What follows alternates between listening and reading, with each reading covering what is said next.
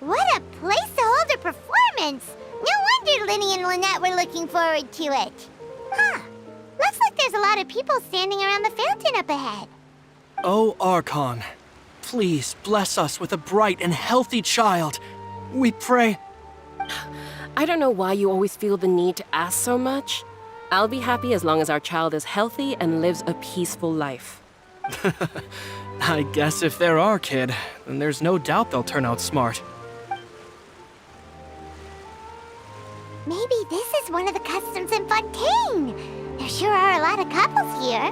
Vache. What's wrong? Vache. Vache. No, Paimon didn't say anything. Are you hearing things? Welcome to the Fountain of Lucine. All the water flowing through Fontaine converges here. It's customary for newlyweds to come here and wish for children. Ah! Lynette! You scared Paimon! When did you get here? Lenny asked me to wait here for you, remember? Right. What do you mean? There are a lot of people here right now. Hey, you're not trying to scare Paimon, are you? Besides, it's the middle of the day. It's not the time for eerie things. I see. I might be able to tell you something that could help explain the voice you heard. In fact, you might not be imagining things at all. I suspect that what you heard is a result of your hypersensitivity to the hydro element. Others in my family have had similar experiences. It's because of his sensitivity to the hydro element? But what would hearing a voice have to do with elemental power? When do you cry, Paimon? Wait, what? What does that have to do with anything? Just answer me. When do you cry? When Paimon's really sad? Oh, and when Paimon's super happy. Oh, and also when Paimon's really, really scared. Then you should understand that tears contain your most intense emotions. Like I just mentioned, the Fountain of Lucine is where all the flowing water in Fontaine converges. Even the tears that fall to the ground will eventually gather here. So maybe what you heard was the intense emotion coming from someone's tears. So, what did the voice say? If you were hearing their emotions, then Paimon wonders what happened to them. Rather than worrying about them, we should worry about my brother first. Don't let that calm look of his fool you. He tends to get pretty nervous just before a performance.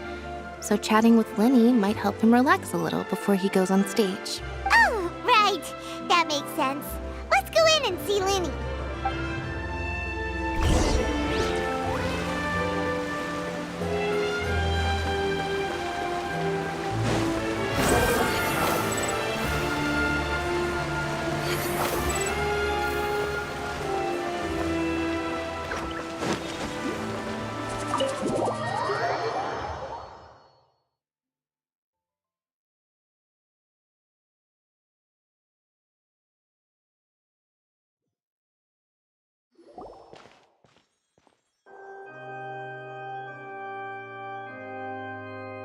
Traveler and Paimon, good to see you. I knew you two would come. Are you kidding? We wouldn't miss it for the world. We've been looking forward to it.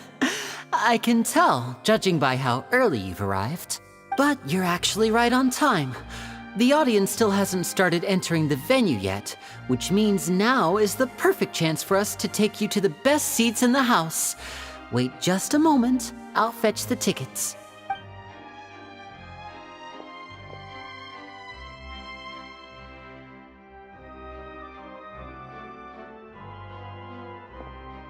The Opera House has assigned seating, so you always have to make reservations. I've already reserved your seats, and here are your tickets. Ooh, front row seats! Thanks, Linny! Don't mention it. There's no need to keep thanking me. Hey, Lenny! Could you come over here and take a look at this? Oh, I'll be right there. Seems there's an issue with the stage props over there. That's Cal, my assistant, calling me. I'll go lend him a hand. Yeah, we'll just go to our seats. You go ahead, Linny.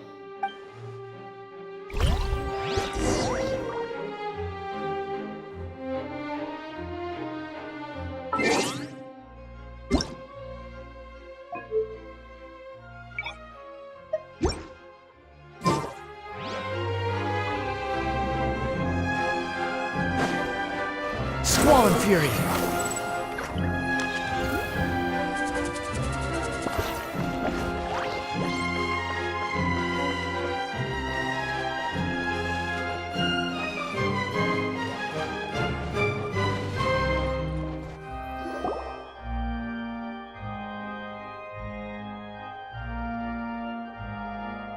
Oh, these should be our seats. Come on, let's sit down.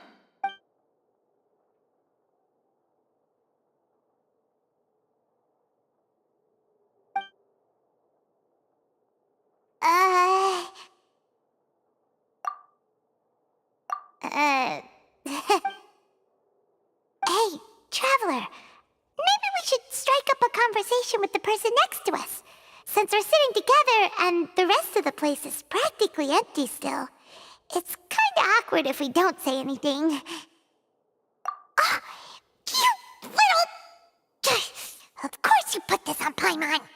Excuse me, I did not realize you felt awkward. I am terribly sorry. I would be perfectly happy to chat with you if that is what you would like. Oh, so you heard all of that, did ya? Boy, you sure have good ears. Paimon thought she was keeping her voice down. Wait, that's not it, Paimon's. Sorry. Paimon's the one who was being rude, talking under her breath like that. So, let's talk, but, what should we talk, Oh, Paimon's got it.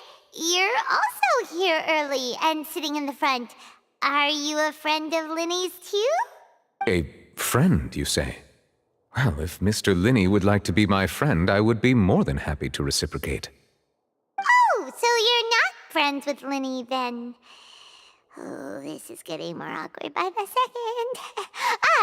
Paimon nearly forgot to make her introduction. Nice to meet you. Paimon is Paimon, and this is the Traveler. We just arrived in Fontaine. It is an honor to meet you two. I have heard of your deeds across Tevat. And as required by proper etiquette, I will also introduce myself. I am... Oh, Monsieur Nervillet! What an honor it is to have you here to see my show! Ah, Mr. Linny. I should say it is in fact an honor for me to see your performance in person. Wait, Nervillet? Could he be... I saw you all chatting just now, but it seems you still don't know who Monsieur Nervillet is. Allow me to introduce you to Fontaine's Chief Justice. That seat is always reserved for him. It wouldn't be too much to say that he's the symbol of justice and honesty here in Fontaine. Whoa! Sorry for being so rude just now. Paimon had no idea you were such an important person. No offense taken. Being Chief Justice is merely what I do for work. Nearly every person has their usual reserved seat, so I'm not so special, really. And by the way, I should probably let you know, even though I would prefer not to, there's someone sitting up there in the VIP seats that has been striking a pose for quite a while now. I believe she is trying to give you a most elegant and impressive first impression. So I think you should take notice of her sooner rather than later, otherwise she may become flustered.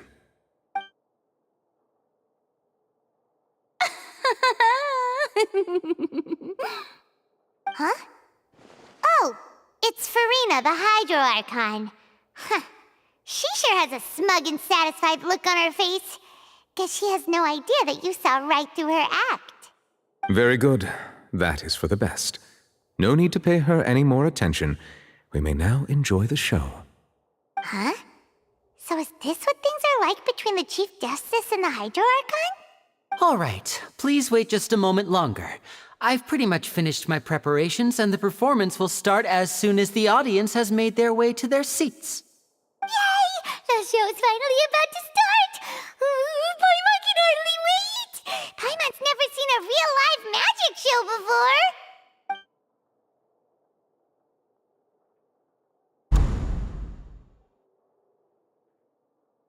Oh! They're dimming the lights! The show must be starting! Sorry. Paimon will try to stay quiet. Welcome, one and all, to the Opera Epiclese. I am the star of today's show, Linny. And over here is my sister, Lynette, who will be working as my wonderful assistant. Please, let's give her a warm welcome. Hello, everyone.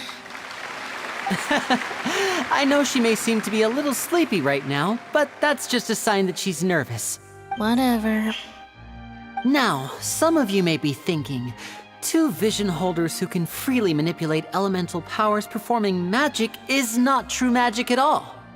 So, I would like to take a moment to assure you that elemental powers will have nothing to do with what you will witness on the stage today.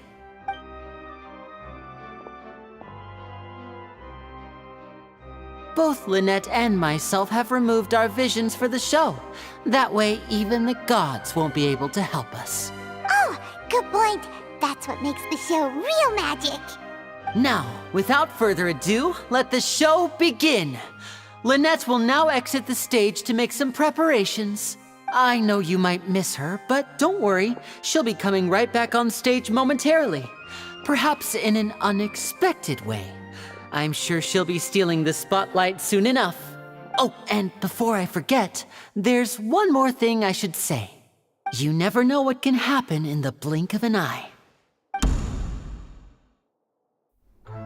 A magician's greatest skill is making things disappear or appear. The possibilities are endless.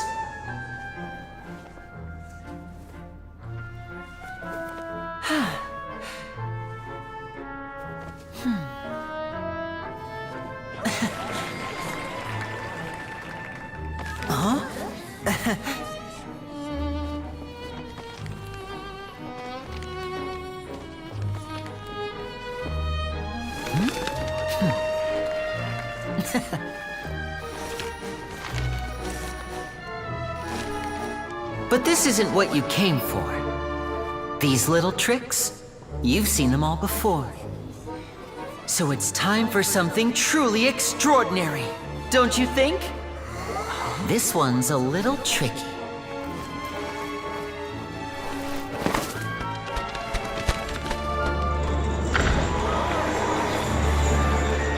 Using this water tank, I shall make my sister vanish completely, right before your very eyes.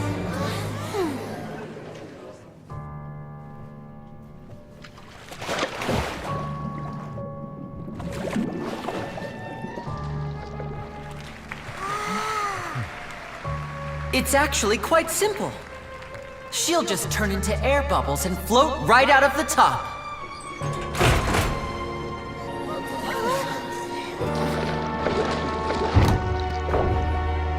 Oh no! I told them to check all the props carefully.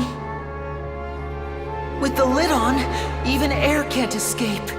An amateur magician would be getting very nervous right around now. Luckily, it's me on stage, so let me show you what a true virtuoso can do.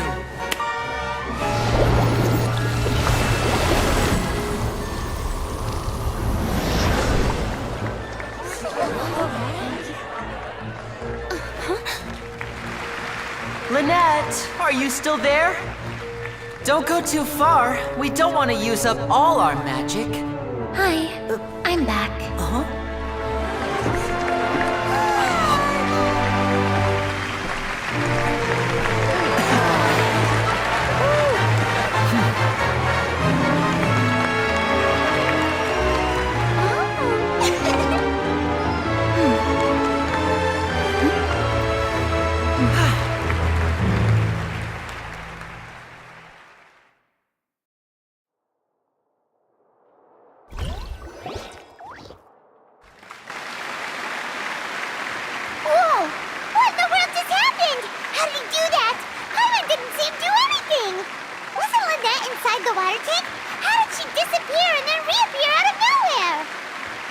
If we could see easily through his tricks, then that would mean that his skills are still lacking. To appreciate magic, you should focus on the show happening on stage, rather than getting caught up in trying to see that which has been intentionally hidden. Guess you're right. Paimon couldn't believe her eyes when Lynette reappeared. Amazing! Thank you everyone. I'm glad you enjoyed that performance. But our magical journey has only just begun. I've prepared even more astonishing surprises for everyone here. The magic of transformation and disappearance can go far beyond what you've just seen. I'm sure many of you are thinking that escaping the water tank was impressive enough, but Lynette is still my assistant after all. In which case, I have ample time to make all necessary preparations. So, for my next trick, I will require the participation of one lucky audience member. Please, if my assistants could bring out the magical boxes now. There are 2 boxes and only 2 boxes. One is here, and one is there in the aisle among the audience. I'm sure many of our clever audience members have already guessed our next magic trick. A swap! Our lucky audience member and I will each enter a magic box. After 1 minute, we will each emerge from the opposite box. Now please, everyone pay very close attention to the box you see here. Don't give me any chance to make a move. Wow! How's he gonna do this?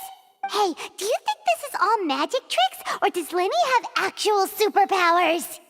The lucky audience member will be generated by this random number selector. It selects numbers entirely at random. Even I don't know who will be chosen to participate. Now then, let's begin. Let me see. Oh, row 7, seat 3. Congratulations! You now have the chance to experience magic firsthand for an entire minute. Please, come forward. My assistant will take you beside the magic box. I'm sorry, it might be a little cramped inside, but no need to feel nervous. We've carefully arranged everything for you to be as comfortable as possible. You don't need to do anything, but no matter what strange things may happen, don't come out of the box. If the magic is interrupted, who knows where you might end up? You might even find yourself in the Fortress of Meropide. Oh, okay. All right. Before I enter the magic box, there is one more thing I need to ask the audience to do. Could you all give me a countdown? Like this. 60, 59, 58. Just keep counting down. You can go a little faster or slower if you like. I won't be able to see anything in the pitch-black box, so I'll be relying on your voices to know when time is up. Oh, and no tricks now. If you quickly count from 60 in just 30 seconds, then I'll be in a tough spot. Ooh! Paimon kinda wants to count faster after hearing him say that! No, that won't do. I can see it in your eyes. You still can't be trusted. Let's practice together. Come on, repeat after me. 60, 59, 58. 60, 59, 58! That's right, perfect. Keep it going. All right, I'll see you all on the other side once you've finished counting. 54, 53, 52. Why aren't you counting, Nervalette? I am counting in my head. I think things are exciting enough in here as it is. Merely a consequence of my identity and personality. Do not worry about me. Just enjoy the show. Oh, all right. You look so serious that Paimon thought you might be feeling uncomfortable or something. 40, 39, 38! Mr. Linney, are you all right in there? Is everything ready? Yes, I'm fine. I'm just double-checking the direction of the magic. It would be a disaster if we get sent to the wrong places. For example, mid-air right above the audience. Even though he's saying that, Lenny doesn't seem nervous at all. Ah, what was that noise? Did you hear it too? Not sure. Anyway, it doesn't seem like anyone's worried about it. 25, 24, 23! What's wrong, Mr. Linney? I can still hear you moving in there. I seem to have accidentally knocked over a decoration. I'm trying to fix it, but it's pitch black in here. I can't tell left from right. Never mind the decorations. There's no time for that. The show is what's important. No, that's unacceptable. I want my show to be perfect. Don't worry, we still have 20 seconds. Hear them counting? 19! 18! It seems things aren't quite going as planned. I apologize, everyone. It feels like you're all starting to count faster, but that's all right. I know it can be 10 seconds and change is still plenty of time. 10! Almost there now. 8! Whew. Swapping two people is harder work than you might think. Even a master magician like me can't guarantee I'll get it right the first time. Hey, wait! Is this the back one? I can't tell. They both look the same inside. Huh? Nope, that's not it. I'll try again. 7! Hey, slow down! Honestly! 5! 4! 3! Whoops! That doesn't count! 0!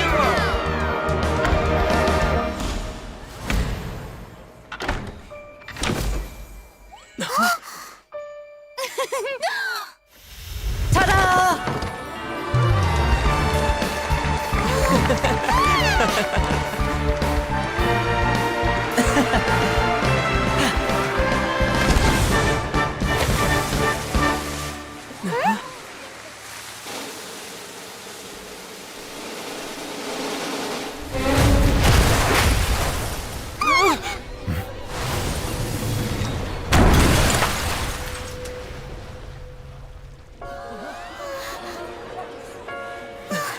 What happened?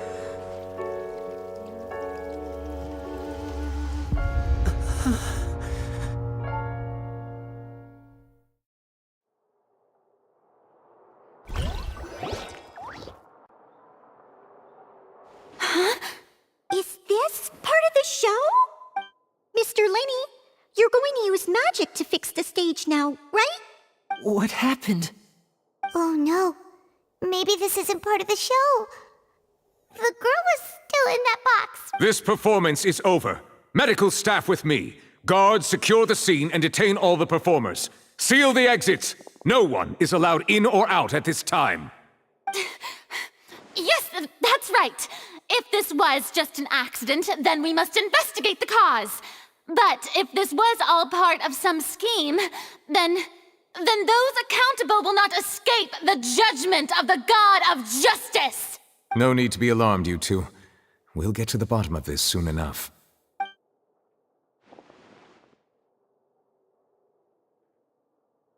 Unfortunately, the person who is in the magic box has been pronounced dead. His name was Cowell, one of the assistants in Linny's magic troupe. Apparently, the fireworks on stage ignited the ropes that were suspending the water tank, which then caused the tank to fall onto the stage. As of now, we are still not sure why we found Cowell in the box, rather than the guest from the audience.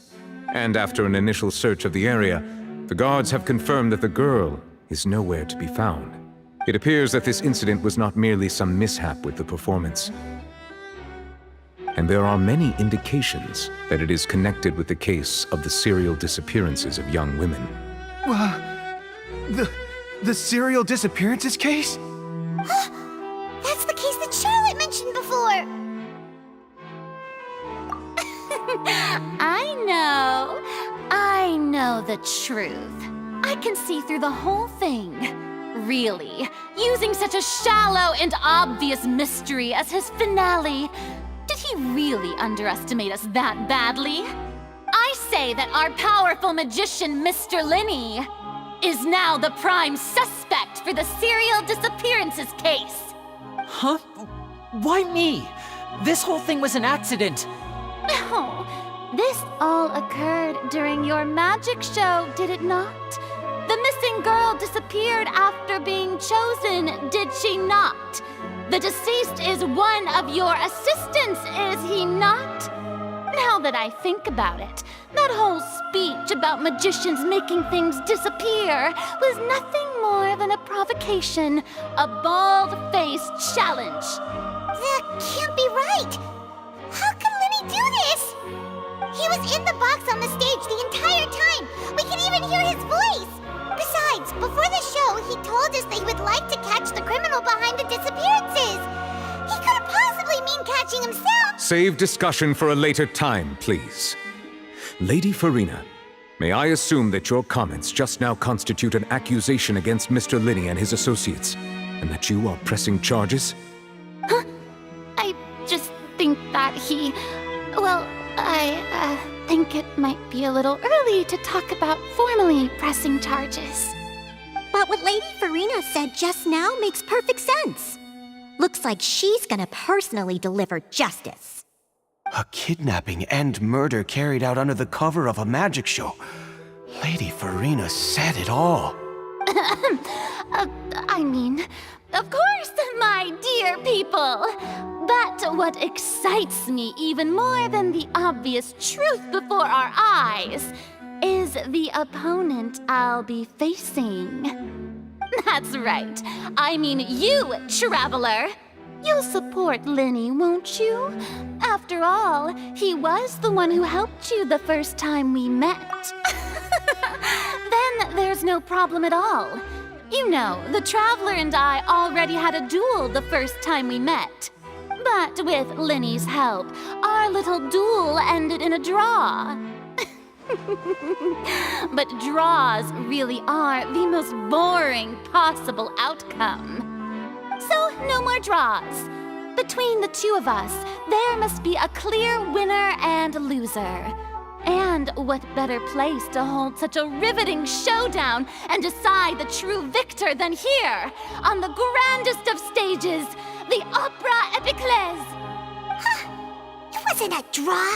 She obviously lost last time. I understand. Charges have now been pressed, and as such, a trial is in order. Well, Traveler, seems Lady Farina has set you in her sights. But putting her dramatic rhetoric aside for a moment, I would like to ask you, are you willing to act as Mr. Linney's attorney and defend him in this case? Very well. The trial will be held a day from now in the Opera House. Both sides may investigate the scene to build their cases and search for the truth. Linney and his troupe are all potential suspects and shall remain within the Opera House. The audience may begin to leave in an orderly fashion once they have been cleared by the guards. A day isn't that long. Let's see what kind of case this big-shot Outlander can build in such a short amount of time. I'm really quite looking forward to hearing it.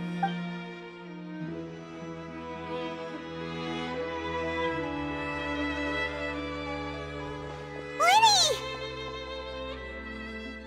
Sorry about everything that happened just now. Were you frightened?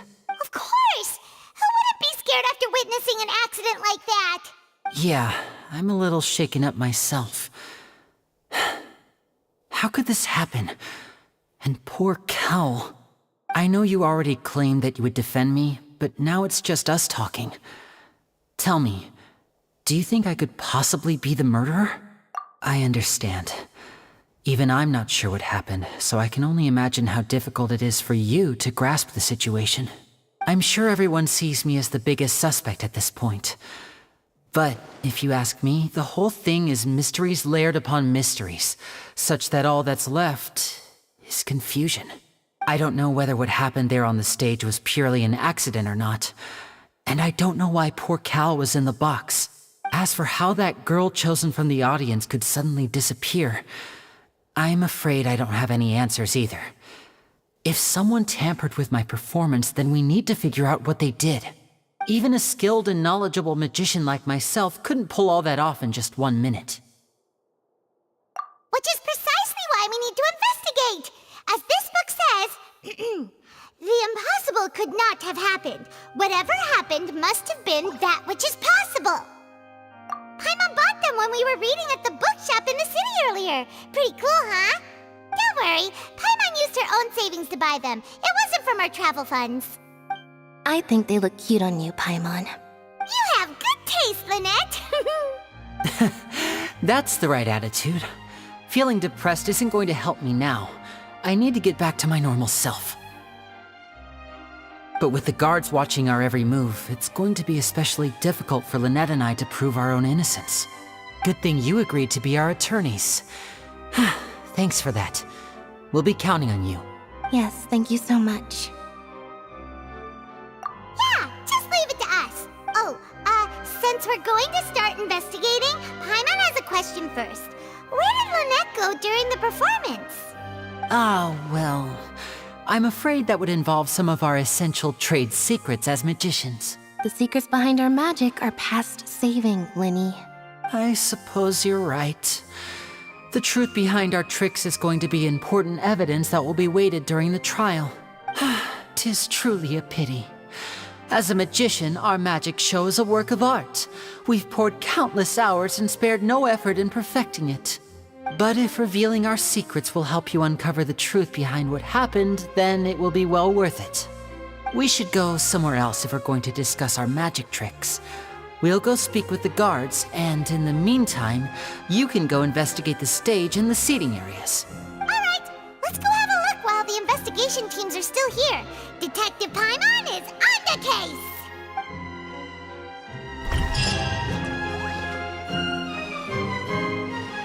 Hello, officer. How's the investigation going? I see. You must be the traveler that Lady Farina mentioned. Listen, I'll be perfectly honest with you. I'd avoid getting mixed up in this whirlpool of a mess if I were you. Huh? What do you mean? Come with me and you'll see. The deceased is one of Linny's assistants named Cal. Even though he hadn't joined the troupe long, he was hardworking and everyone generally liked him. The assistants are usually in charge of setting up and inspecting the props, as well as assisting with the show and keeping the crowd engaged. As you probably saw when you were in the audience, the water tank suddenly fell and smashed the box with Cowl inside it. This is the real mystery.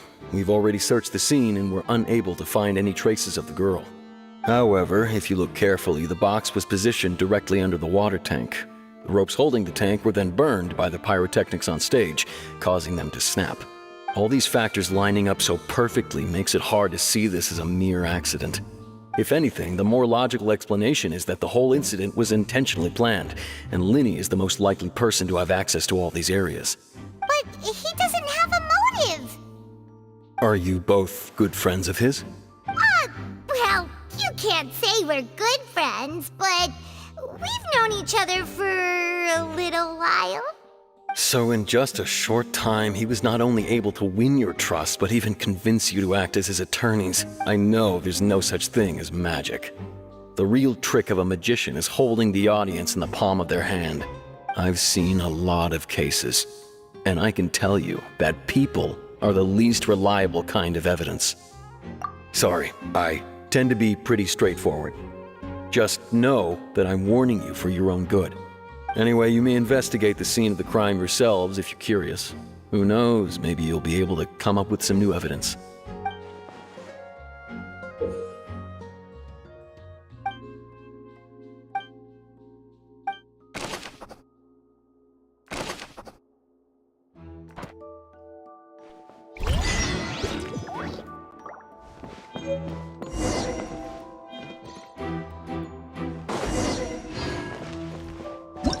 Whoever the murderer was, they must have made preparations. Why would it be him?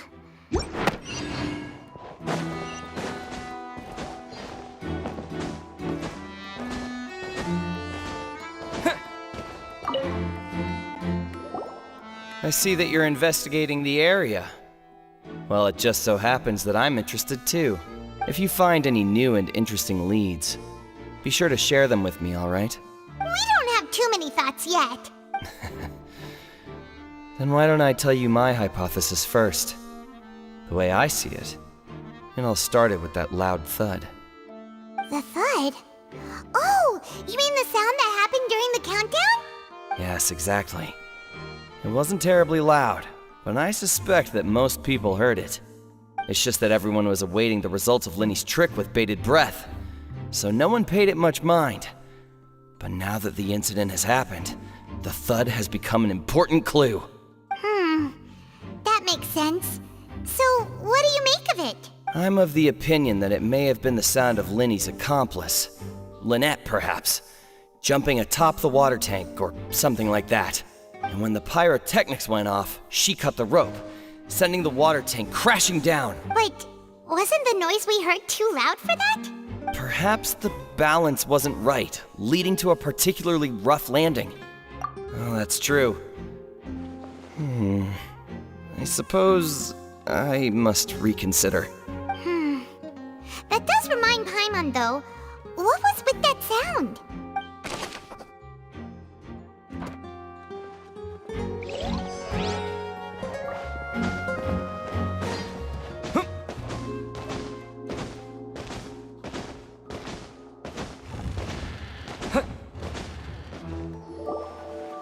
Hey, you! Yes, both of you! Over here! I've been keeping an eye on you for a while now. Huh? You mean us? That's right. If I'm not mistaken, you're also among those who wish to cut down the thorns and pursue the truth. No? And by the looks of it, you're not from Fontaine. Well, you're right on the more about that one, but who are you? Have you never heard of the Spina di Rosula? From mediating disputes and providing protection to solving conundrums, you name it, Spina di Rosula does it. And I, Navia, have the honor of being its renowned president. Though those who play by our rules call me boss. I'm Silver, her attendant. Pleased to meet you. And I'm Melus. Demoiselle's various daily needs and affairs are under my purview. Huh? Boss? Demoiselle? What gives with the names? Well, I am the second generation president. Melus and the others are still used to my previous title. My apologies, Demoiselle. Should you prefer, boss, I will endeavor to use that instead. No need. You don't have to call me boss. Just Navia is fine. Okay, if you say so. Not that we're members of Spina di Rosula anyway. All merely trifling details. Never mind. Now, back to the situation at hand. That's right. I've always kept an eye on the serial disappearance cases. My interest stems from a matter back from my father's time. Judging from the look of things, I find Linny an unlikely mastermind. Really?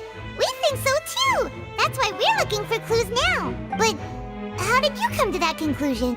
Intuition, naturally. My unparalleled intuition. Farina sure was quick to point the finger at Linny without any decisive evidence whatsoever, wasn't she? But that's not uncommon for her. If you remember, the Justice had to interrupt her and ask if she was pressing charges just to keep her from getting carried away. Anyway, a trial begins the moment someone levels charges. And, of course, there was no way Farina was going to back down in that situation. Sounds more like you just don't trust the Hydro Archon. Well, what's your opinion? I must admit that she can be interesting at times, but liking her doesn't mean that I'll blindly agree with her. All right, I've answered your question. Now, it's time you answer mine. Wait a minute, did that answer count? Well, I say it does. But don't worry, you won't hear any pointless questions from me.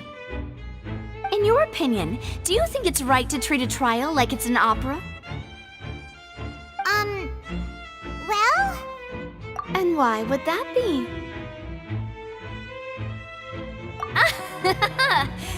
See, Silver and Melus? I told you they'd be different. Most astute of you, Demoiselle. I too think that the Traveler's response was most excellent.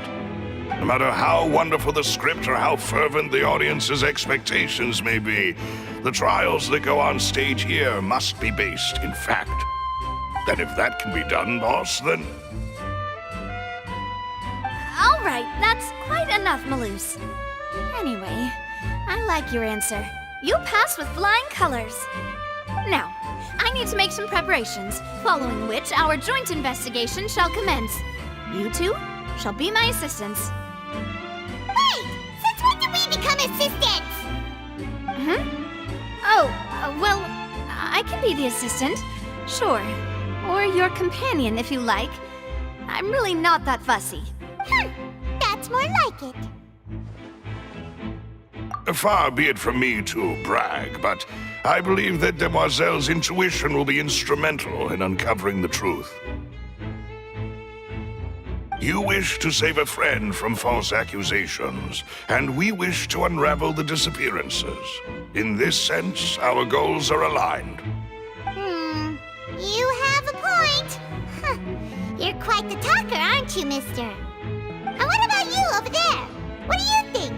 You seem like you've got something on your mind. I have nothing to add. Oh, alrighty then. We'll be making some preparations first. Just be sure to let us know if they start revealing Linny's tricks. Thanks!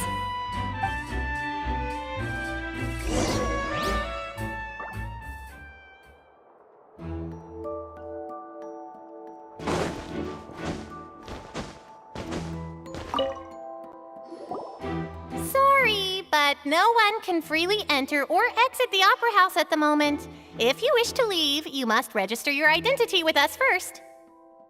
No, we're not leaving. We're representing Linny and Lynette as attorneys, so we're investigating the case. Were you always guarding this entrance? Yes, after the Chief Justice gave the order, everyone coming in or out must undergo a strict inspection. So, the missing girl couldn't have left from here. At least, not from that point on. I doubt there was much opportunity then, either. How can you be so sure, Well, because I was in charge of security near the entrance at that time. I couldn't see Linny's performance from here, which was quite a shame. Just my luck. But still, I did not abandon my post, and I stayed put no matter how loud the applause was. If someone had so much as even approached the door, I would have noticed it, let alone if they had tried to leave. We Melusines are good at that sort of thing, you know. So, it's safe to say the girl couldn't have left through here. Alright, thank you for your help. This'll be useful info.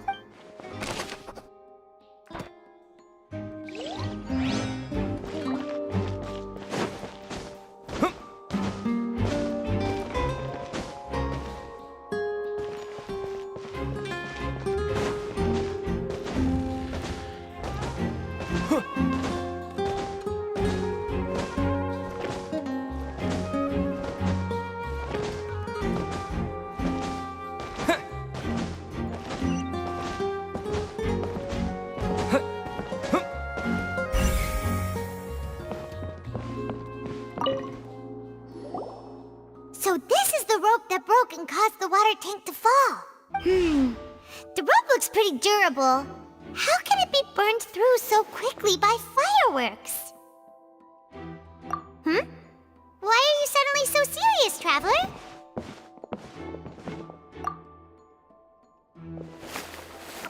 Whoa. Look! This bit is made from different material!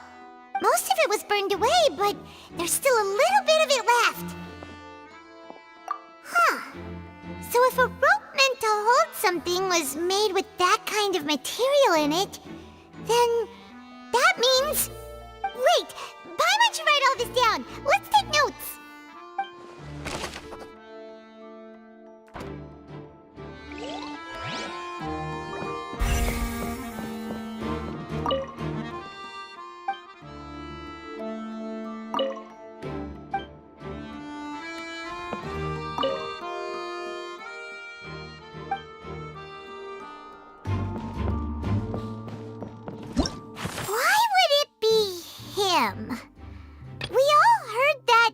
The performance would not have been visible from where the doors were guarded.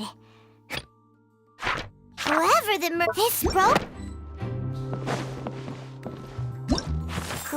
murderer was...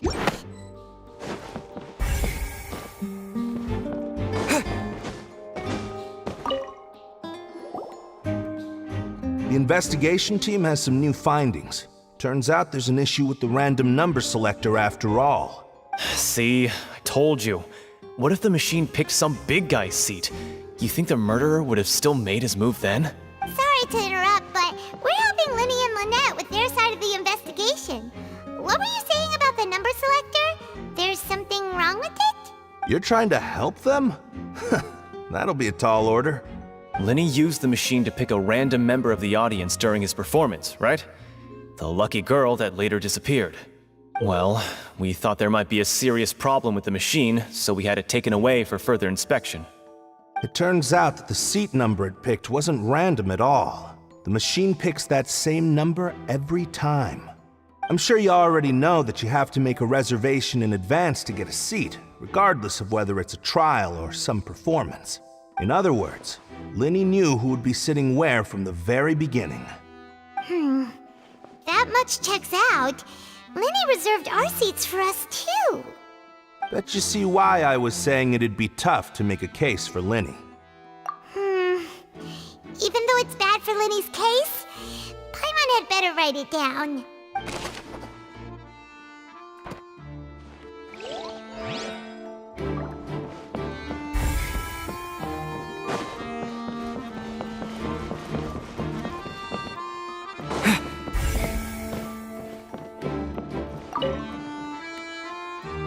Go ahead, have a look around.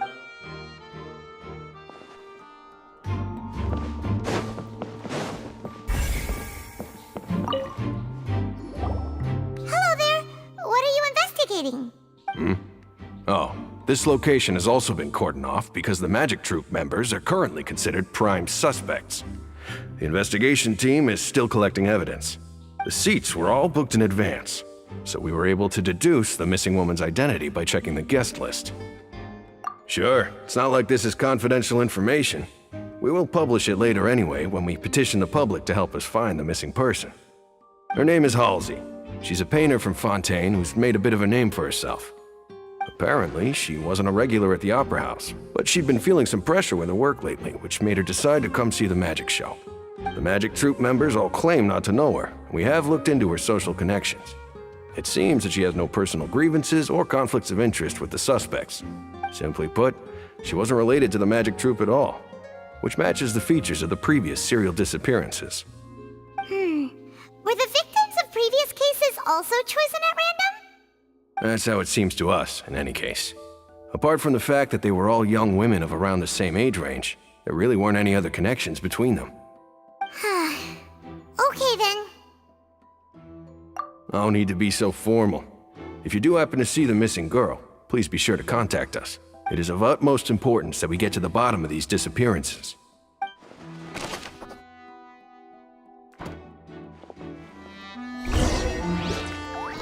We've checked everything of note here at the performance venue. Paimon wonders how Linny's discussion with the guards is going. Let's go see, shall we? Ooh, things are getting interesting, huh? We're about to see how magic is made.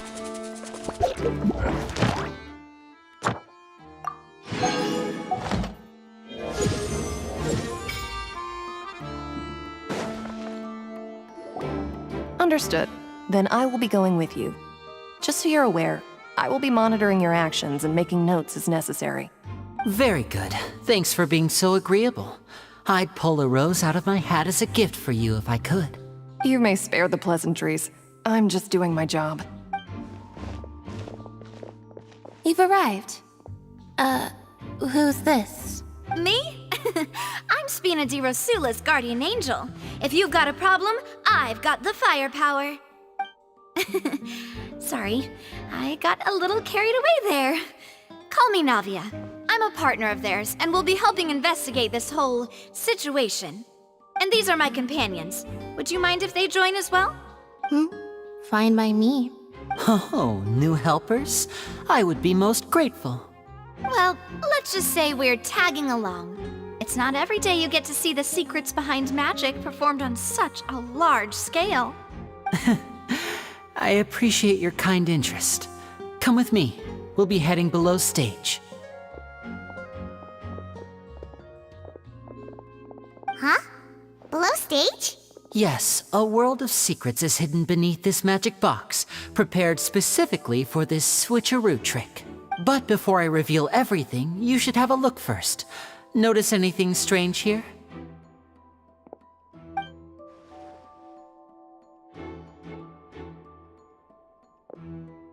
I'm not trying to be dramatic.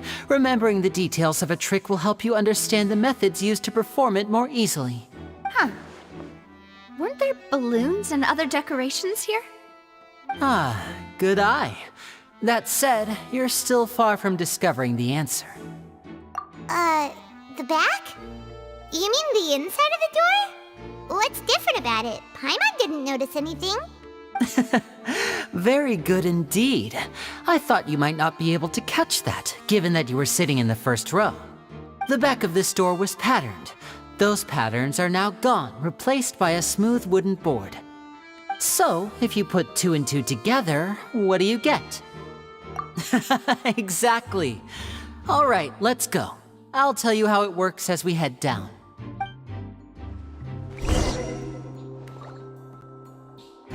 Oh, so there was a passageway under the magic box! I knew you'd figure out most of it as soon as you saw this place.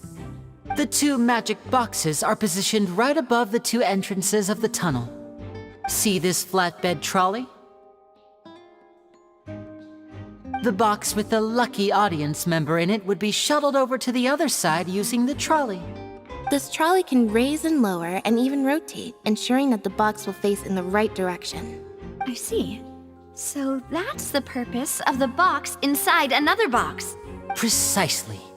The inner box would descend after the audience member was put inside and be moved along the trolley, all while the outer box would remain on stage as if nothing had ever changed. So that's how you did it!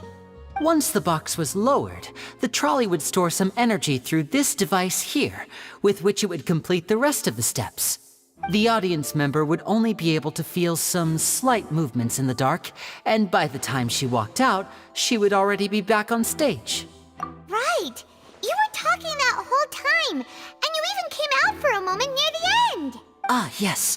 A phonograph operated by Lynette was used to achieve that effect.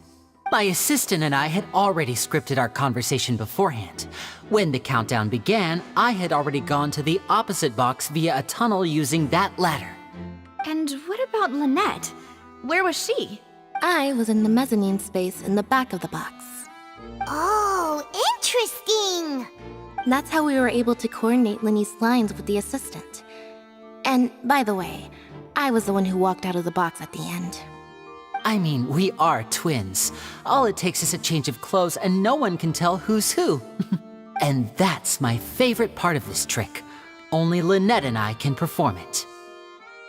So that's how it all worked! Wow, every detail you revealed was more amazing than the last! Lynette would briefly walk out of the box and then go back in, jumping into the tunnel and escaping before the box on the trolley could finish ascending. And then I walk out of the other box in the audience area, and the trick would be complete. The operative word here being would. But as you saw, Cal was in the box, not our audience member. She, on the other hand, mysteriously vanished.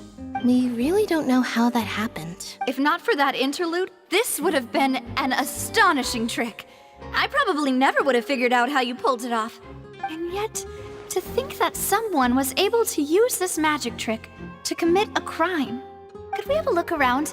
I think we can come up with some more leads. This is the scene of the crime, so Linny and Lynette are not permitted to stay here. I'll escort them back up. Yes, of course. No need to be so strict now.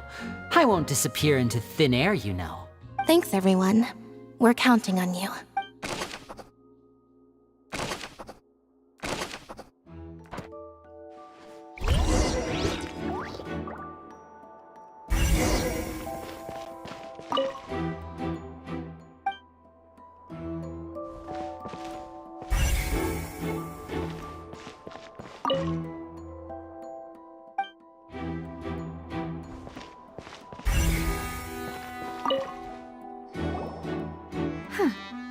What's this? Looks like a hook tied to the end of a rope. Huh? odds and ends here. Perhaps it was a prop for a different trick. But why would it have been left here? Whatever it is, let's make a note of it first.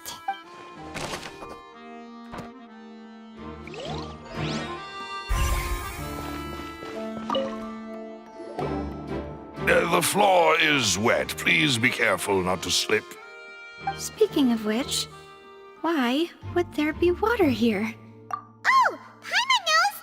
It's one of those tricks where you pour water into a jug and then flip the jug over only for the water to disappear?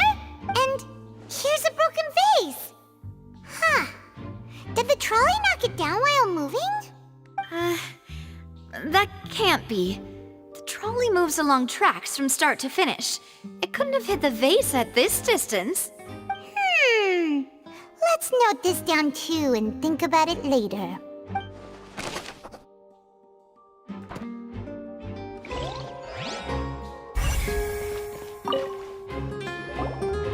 Oh, these are the clothes that the lady chosen from the audience was wearing, right? Her clothes are here, but she's nowhere to be found. Right! And do you really need to do that if you're kidnapping them? Ugh, this is so confusing. Paimon doesn't want to be a detective anymore.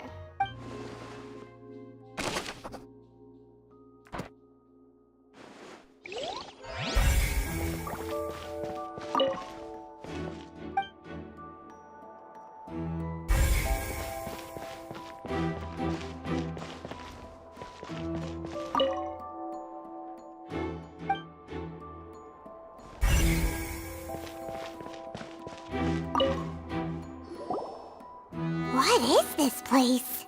It seems someone could fit through here. Huh. Could this have been the suspect's escape route? Alone, perhaps. But if they had to pull another person with them, this space would be too narrow. But there are no other ways in or out of here. Oh, you're right! Let Paimon write that down.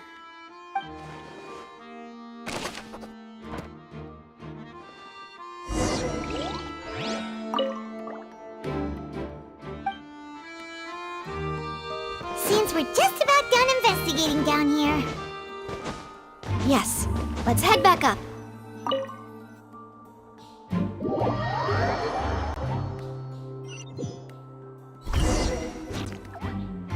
Well, we've ascertained the state of the crime scene. Let's find a place to sort out our findings once Malus returns. It seems to me that there are several things that don't add up here. Apologies for the wait, demoiselle. So, what did the guards say? Did the criminal escape through the vent? They believe the odds of that are very low, since the vent leads to the Opera House's basement. The guards have checked the area carefully. No one left through the basement during the performance or after the incident, and no one was found hiding there. So the tunnels become like a secret chamber then! You know, like the kind you usually see in novels! The plot thickens. Halsey's disappearance and Cowell's death are both quite inexplicable. No wonder Farina was so confident in her accusation. All the current evidence points toward Linny and Lynette. In other words, the charges are very likely to be upheld unless we make some considerable progress. Charges and then trial. So if the charges are upheld, they'll announce a sentence? That's right. This is how a trial goes in the Opera House. During the proceedings, the Chief Justice and the Oratrice will hear statements from both sides. That's right. This is how indemnitium is produced. The statements from both sides, the defenses from attorneys, witness testimonies, and even the audience's emotions will all be projected on the Oratrice. To put it simply, it's as if the Oratrice has its own will and is a judge in its own right. This also precludes any kind of favoritism on the part of the Chief Justice. And not that this has ever happened anyway. Once both sides have finished speaking, the Chief Justice will make his final decision. This, too, will be used by the Oratrice as a reference. Then, finally, the Oratrice will be consulted by officials. The result it returns is the will of justice itself. Huh? So that machine is the one that actually decides? thought Novelette called the shots. In practice, there is very little difference. Both have always come to the same judgment, which is why people have great faith in the Chief Justice. Ah, yes, the guards also asked me to convey that none of us will be allowed to leave this place before the trial. Huh? Why? Because we've chosen to act as the twins' proxies. That makes us persons related to the case. They're concerned that we might be colluding with outside parties, or that we might find outside help to disrupt the case. And even if that were not so, it could prove problematic if we happen to spread key information about the case ahead of time. I'm ready to break out at any time. Whoa! There's no need for that! Paimon thinks they have a point. That said, are they providing food? Of course. I just hope you don't mind the lack of options. I'm afraid that catering to all tastes is not in the cards, nor is any guarantee of balanced nutrition. In that case, let's just sort out our findings together here. Pity. I was hoping to take you to try some of Fontaine's famous desserts, too. I mean, what better way to properly think through our findings than over some tea and sweets? Huh. Breaking out suddenly doesn't seem like such a bad idea after all. Just kidding! Paimon will still do her best, even if there are no snacks. What do you mean, no snacks? Of course we'll have snacks. If we cannot buy some, then we'll simply make some. Huh? Here? But how? Understood, Demoiselle. Everyone, please come with me.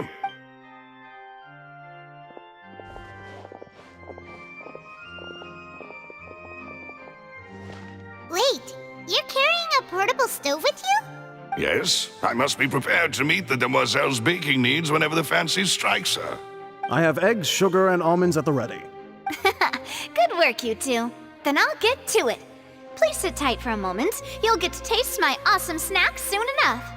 These three are quite the interesting group.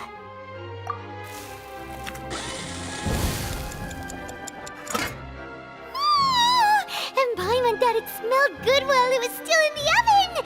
Oh, it's even better now. Paimon can't stop drooling. From the way you had these two guys carrying all that stuff around, Paimon thought you'd have them do more during the baking process. But you ended up doing the entire thing by yourself! Beating the egg whites, grinding almonds, everything! I was applauding. And I was giving encouraging smiles.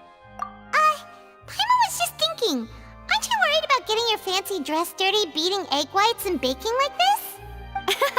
Well, I don't think it's carved in stone anywhere that fancy ladies can only read books, sip tea, ride horses, and play the piano. I just really enjoy making snacks. Don't underestimate beating egg whites, by the way. It's a real arm workout. You also need to beat them to just the right consistency, or your macarons will crack. Anyway, give these a try, fresh out of the oven. There's 3 for each of us. Only 3? Well, eating too many sweet treats might send all that sugar to your head. You wouldn't be able to think clearly about the case on a sugar rush, would you? Tea is ready to be served as well. This is Demoiselle's favorite, strong black tea with a floral fragrance that clears the mind and lifts the spirit. No need for concern, I'm merely doing as I should.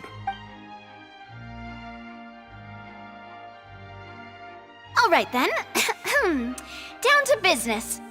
As Paimon mentioned previously, the tunnel seems to be something of a secret chamber. However, we can assume that Linny and Lynette were not alone within it. Some criminal also occupied its sealed confines. The magician twins could have committed the crimes, of course, but they lack any logical motive. Exactly! Why would they do such a thing right when everyone was watching? The flower vase and the thud we heard during the performance could indicate some altercation between Halsey and the criminal in the tunnel, resulting in the shattering of the vase, the discarding of her clothes, and her abduction. Perhaps the criminal thought that since she was chosen from the crowd, she would be too easy to identify if she was still wearing the same clothes. Paimon thinks that makes sense, but the real trouble is... True. None of the clues we found thus far support the existence of this third person. But the only people left to consider are both technically victims. Whether it's the missing girl, Halsey, or poor Cowl. Huh. Could Halsey have secretly made modifications to the magic props in order to murder Cowl before making her escape? That's right. And even if she had tampered with the setup, she would need to understand the entire trick to pull it off. Nor does she have any motive. The guards said that she has never had any dealings with the Magic Troop's members. Were we not thorough enough in our search? From the sound of things, this is turning into an impossible case. Your macarons are amazing though, Navia. They smell great! They're nice and crisp and super sweet! They are my specialty after all. And I see you've already had 5 of them. What? 5?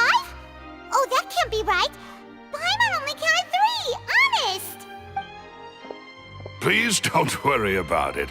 At my age, a few less sweets might actually be a good thing. No. Being greedy is one thing, but Paimon knows how to count. Besides, Paimon knows that if she ate too many, then others wouldn't have enough. Wait, even you don't believe Paimon? How could you? If Paimon ate those 2 extra macarons, then may they turn into stone in her stomach! All right, we get it.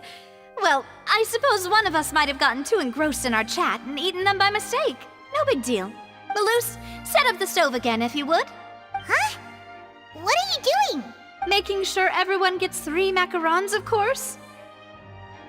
Exactly. We don't want to trouble you. As you wish, demoiselle. And I have the egg, sugar, and almonds. Well, this really is your hobby, huh?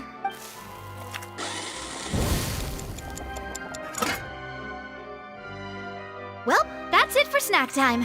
I'm going to have another look around the area. I don't know what we're looking for yet, but we've still got some time. As attorneys, I suggest the 2 of you think the case over again. It would be awkward if you got all tongue-tied on stage during the trial. All right, thanks for your help and for the snacks. It was nothing. A small task for the Spina di Rosula. Silver, Maloose, it's time to go.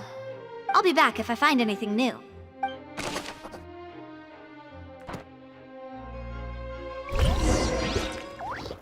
right, it's time to put our heads together. We've got to get our defense ready for the trial. Oh, it's probably gonna be a long and difficult case. There's no point in worrying about that now. We just need to prepare. Here, take Paimon's notes. They should help you review the situation.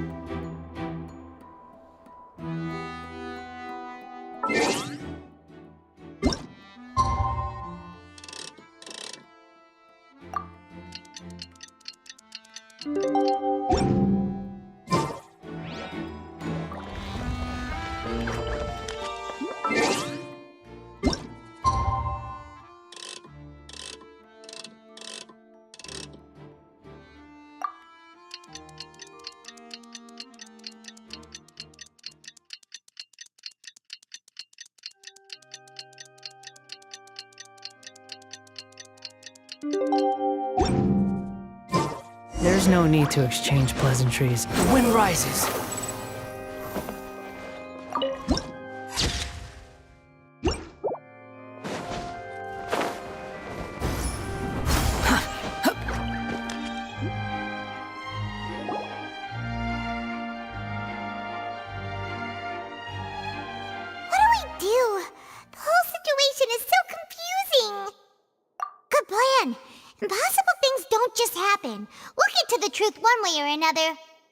Just relax.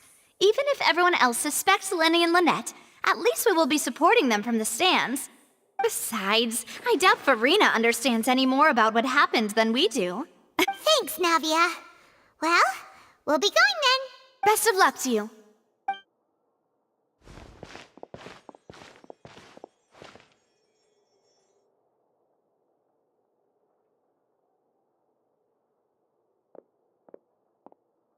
Ah, finally, you're back. Well, how did your investigation go? To be honest, you might be disappointed. No. We're already very grateful that you were willing to help. Well, now, don't you all look disappointed? Don't tell me that your investigation came up empty-handed. That was to be expected, of course. The guilty can never produce proof of their innocence. But don't let that stop you. I shall be terribly disappointed should you, my most anticipated foe, concede so easily. Since both parties are present, I declare that the trial regarding the magic show incident is now in session. Firstly, in order for the audience to understand the causes and results of the incident, could we please have Mr. Linney explain the trick? Yes, of course. I will explain while Lynette demonstrates on stage. All the necessary items have been prepared.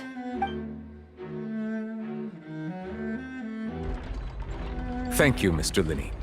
In that case, I take your statement to be that you ran to and remained hidden within the magic box in the audience stands once the trick began, and thus could not have committed the crime. Is this correct? Yes, that's correct, Your Honor. In that case, I call upon the prosecution. Lady Farina, do you wish to refute his statement in any way? Why, of course I do. Allow me to take the first shot and break this case wide open. Mr. Linney is clearly lying. There is no way you could have been in the box the whole time if you were to abduct Halsey and murder Cowell.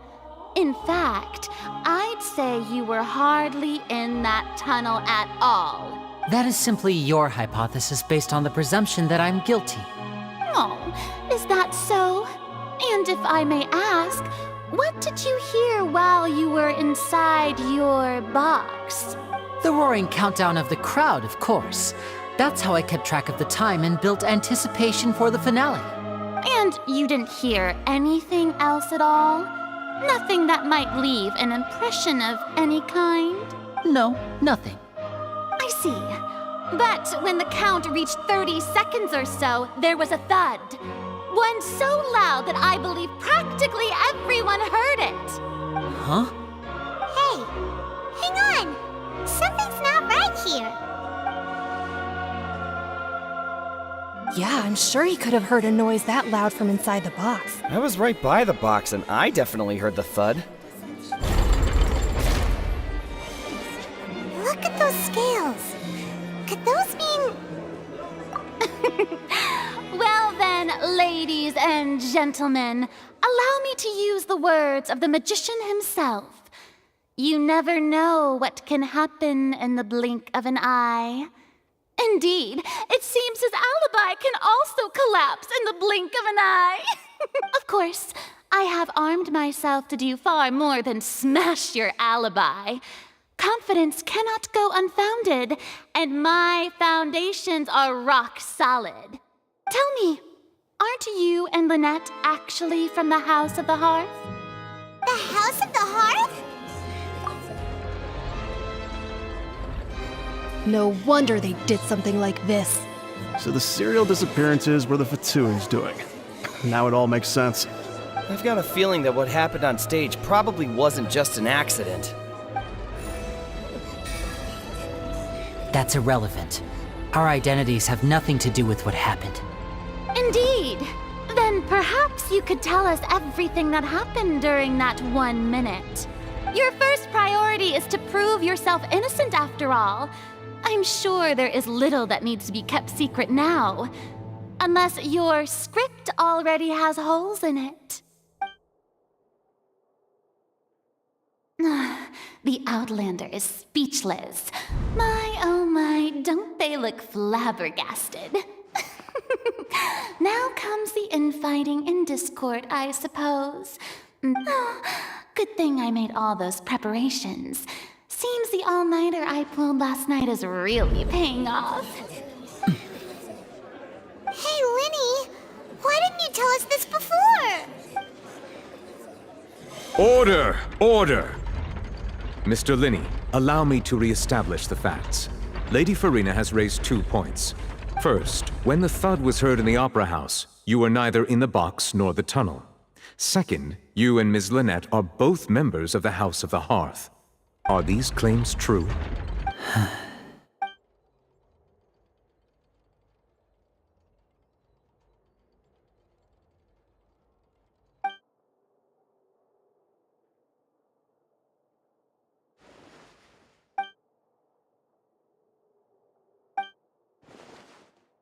Please answer my question, Mr. Linney. I'm sorry. Yes, they're true, Your Honor. I knew it!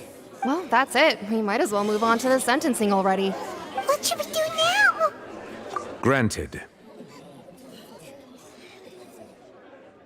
In that case, what is your request? Is that really necessary? They're already as good as guilty. The defendant deceived their own attorneys. What is there left to discuss? Order! Order, I say! Your request is reasonable, and we shall adjourn. This trial will reconvene in 1 hour. So you would stick to Mr. Linney's defense even after knowing what you do now? You certainly have more professionalism than I thought. In that case, my dear audience, let's allow the joy of victory to steep for a little while longer.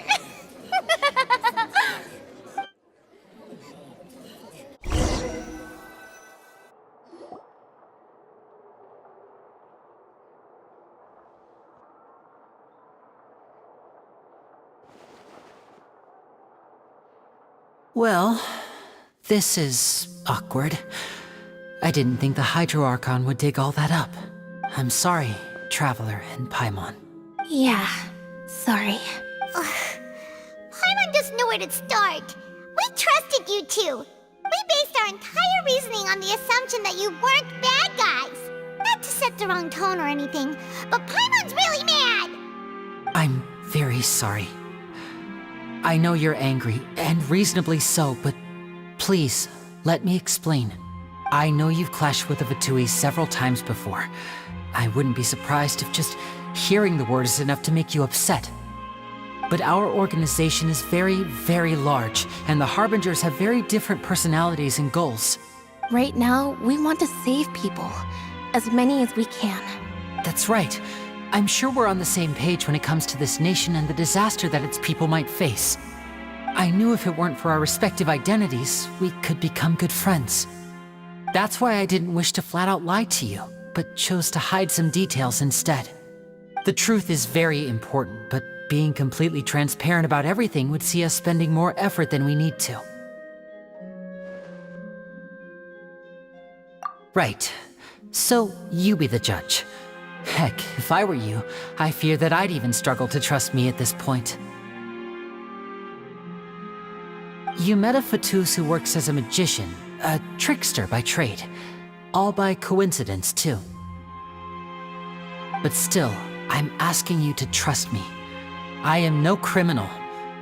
At least, not in this case. Sorry. Please forgive us. Well, you both say that, but... Right. Let's hear your answer first, and no lies now! Of course. I'll answer any question you ask. We've been trying to find out how the Oratrice operates. We want to know why it has a consciousness. Why can it deliver sentences accurately? During our investigations, we learned that the machine's core is beneath it. From that moment on, Lynette and I have been designing this box swap trick, with the objective of getting close to the core. Is that why you needed a whole minute? That's right.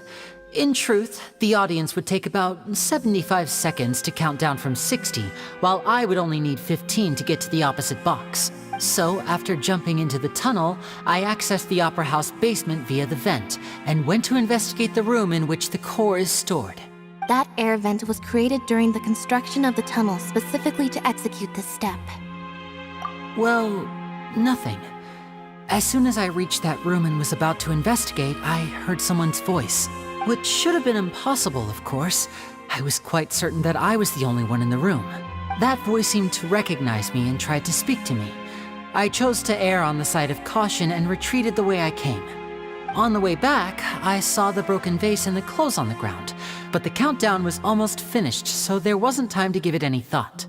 After that, the homicide occurred just as you saw. Well, that explains why you didn't hear the thud. Because of that prophecy I told you about, of course. We must know all we can about this nation's secrets in order to deal with that prophesized crisis. That's the only way we can save everyone. So, there you have it. The whole truth. I swear, I didn't hide anything from you this time. It was never my wish to proceed under this cloud of mistrust either. But like I said earlier, you can be the judge. If you want to leave because you don't trust the Fatui, there's nothing I can do to stop you. Well, Traveler, you decide. Paimon will follow your lead however you choose.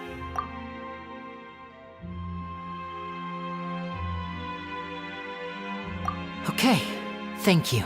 Thanks for giving us a chance. The current problem is that the scales are tipped pretty badly against you two.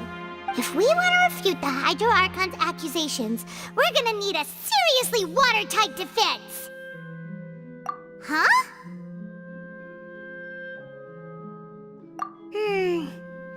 Oh, Paimon thinks she gets what you mean.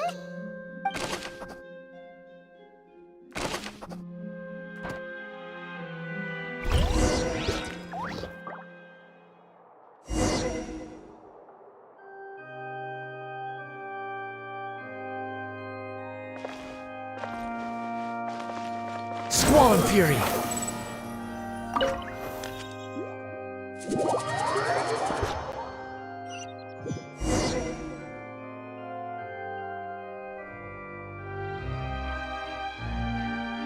Both parties have returned to their positions. Let us continue the trial. When last we left off, Mr. Linney acknowledged the new evidence presented by Lady Farina as fact. Therefore, Lady Farina may continue stating her reconstruction of the events. That took long enough. Now then, if everyone would lend me their attention. At this stage, let's revisit that scene from Linney's perspective.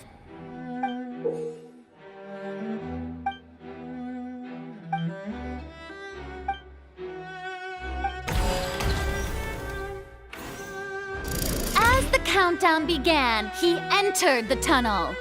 When the flatbed trolley passed, he opened the box and got into an altercation with Halsey, which caused the loud thud. He did not realize that this sound could be heard by everyone in the opera house, which is why he claimed earlier that he could not hear the sound. Finally, he used the vase to knock her out, before making her change clothes to prevent others from recognizing her. At this time, Cowell arrived in the tunnel, having heard that strange noise, and caught Linney red-handed. So Linney proceeded to knock him out too before stuffing him into that box. Afterward, Linney passed the unconscious Halsey to his accomplice through the magic box in the audience stands, before operating the devices such that Cowell's death would be ruled an accident. And there you have it. That's the truth behind what happened. Does the defendant's side have any objections to Lady Farina's description of the events? The key to refuting Lady Farina is the order of events, what Linney experienced and what he saw.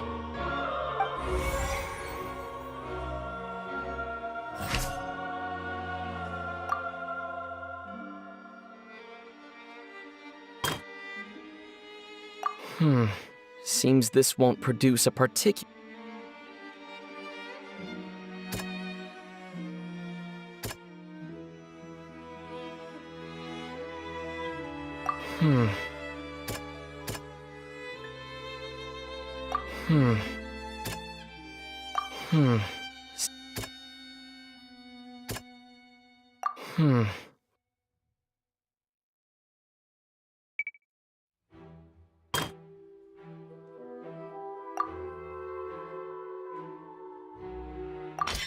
According to Linney, he left via the vent after entering the tunnel. He couldn't have had that altercation with Halsey.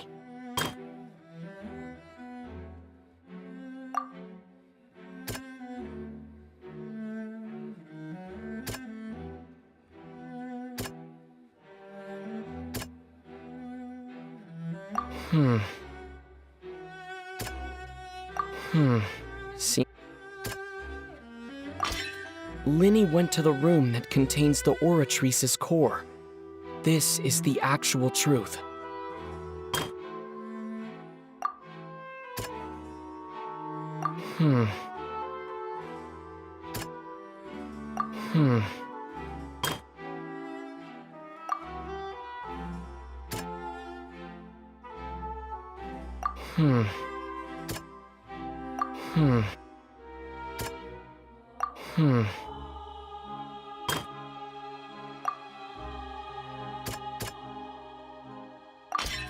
Lenny did not take part in the underground altercation. He only witnessed traces of the aftermath. Attention! Ace Detective Paimon has something to say! When the countdown started, Lenny did indeed go into the tunnel. But he immediately used a vent to access the Opera House basement, which is where the underground core of the Oratrice is stored. Once he reached that area, he heard a voice in what should have been an empty room. Since he felt something was amiss, he returned immediately. The crime scene had already developed by the time he reached the tunnel again, and in order to complete the magic trick, he did not remain there for any length of time. Finally, he reached the surface, and that was when the accident happened from his point of view. Therefore, he's innocent!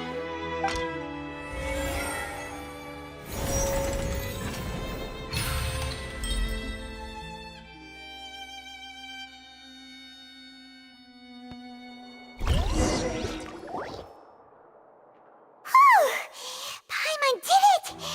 Paimon actually managed to say all that! In other words, you believe that he knew nothing of the incident? That's right! My reasoning? If that's the case, then if Cowell hadn't entered the tunnel, who was the entire setup meant to kill? Assuming that what you say is true, Lenny only needed to kidnap the young girl to cause a new disappearance case. What would the point of killing someone on stage be?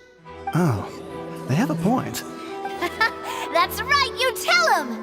And that's why they're partners of mine. They've managed to turn things around. Oh, well, your denial is very strident, I'll give you that. But what proof do you have to back your claims? Of course I do. If he had been in the magic box the whole time, how could he have not heard that sound? Why do you ask? You're saying that he wasn't?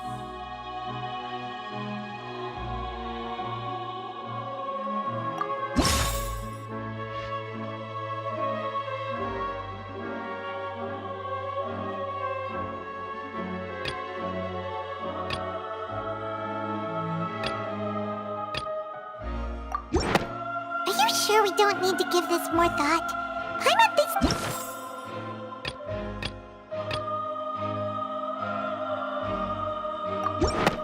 That's right! Lenny wasn't in the box or in the tunnel.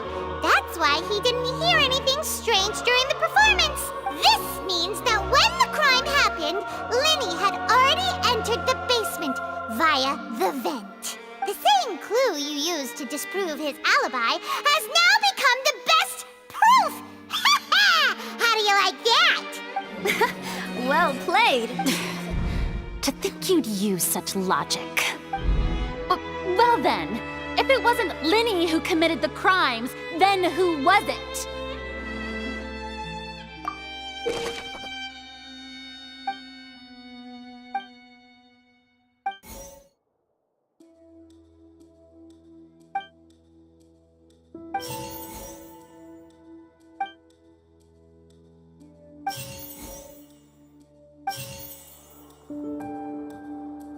The deceased's name is Cowell, Lenny's assistant.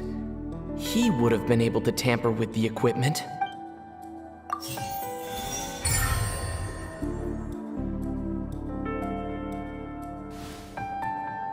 Huh? That can't be right. Are you serious? The killer was, in fact, Cowell, the deceased! Oh, is that so? How interesting! Let's hear your reasoning then. What I must do next is recreate the truth. What Cowell did, and how he went from would-be perpetrator to victim. The deceased's name is Cowell. Linny's No one entered or left the Opera House through its entrances. So where would... The deceased's name is Cowell. Linny was not in the tunnel at that... It would have been tough for both people to fit into that...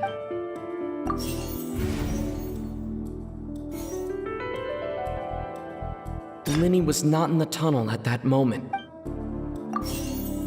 It would have been tough for both people... No one entered or left the Opera House through its entrances. Halsey's clothing was in the tunnel, so no one entered or left... Halsey's clothing was in...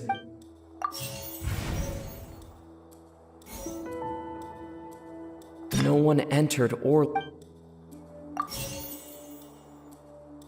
Halsey's clothing was in the tunnel.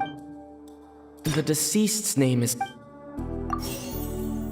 No one entered or left the... The sound we heard may have...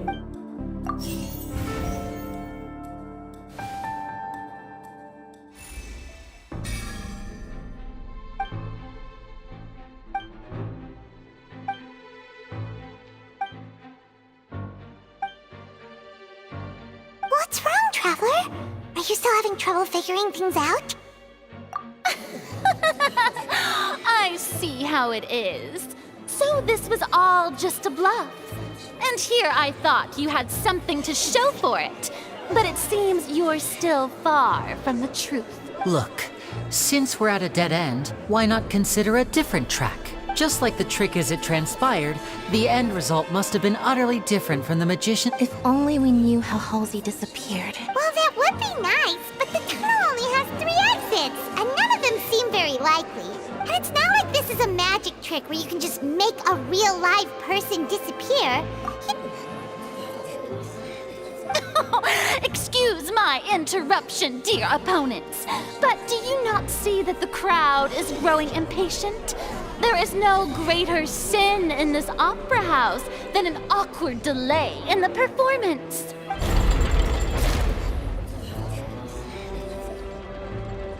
If the defense is unable to make further effective arguments, we will move on to the next stage of the trial. Linny was not in the tunnel at that moment. The sound we heard may have come from a clash between the missing Halsey and the criminal. The deceased's name is Cowell. No one entered or left the It would have been tough for both people.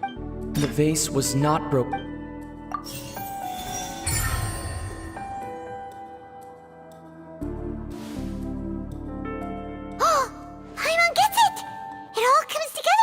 Disappeared instead of being kidnapped?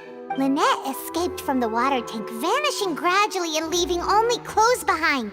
If there's a similar method where a person could be transformed into water... Oh, just a moment, please. I do hope you know how preposterous you sound at the moment. How could a person ever be transformed into water? This is reality we're talking about here, not some magic trick. Must we really? I should think that of anyone. Your friend Linny already knows this truth very well. Magic tricks are ultimately just illusions and misdirection. But Halsey's disappearance is very real. We're talking about 2 completely different things. Even so, I trust the Traveler's judgment. The truth must be out there somewhere. Perhaps some new line of reasoning may open if we try to gather all the focal points that don't make sense. Since Cal was the deceased, we haven't placed much attention on him. But given that we aren't making much progress with the case, it wouldn't hurt to have a look at his belongings, would it?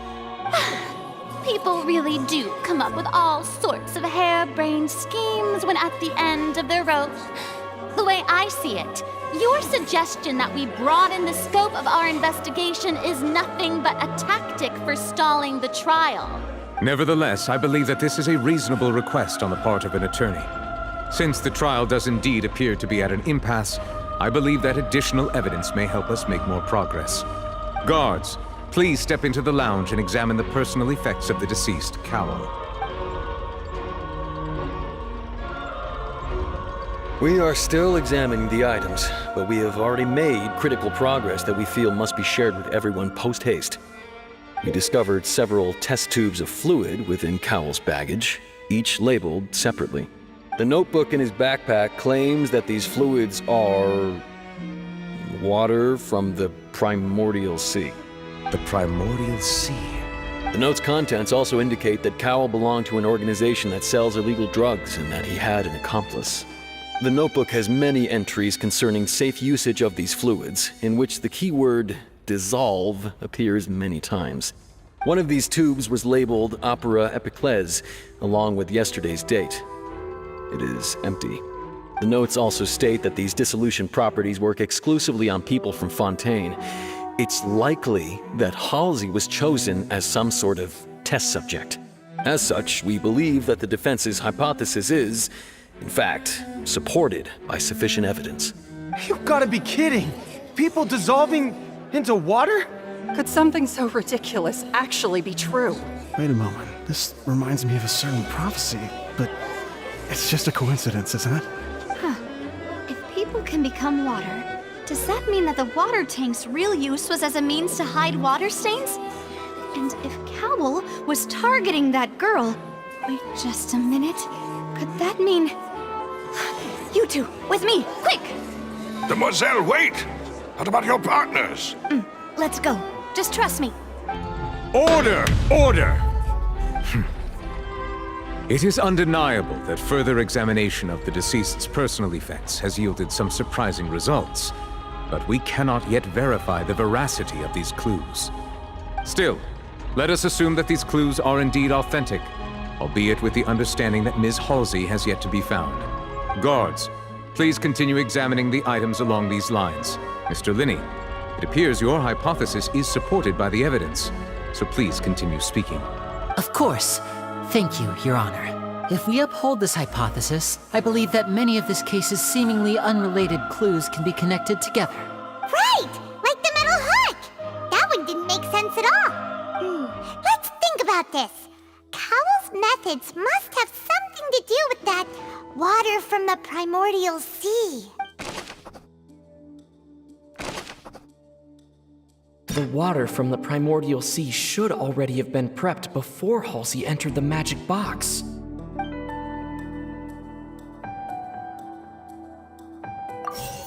The deceased's name is Cowell, Linney's assistant.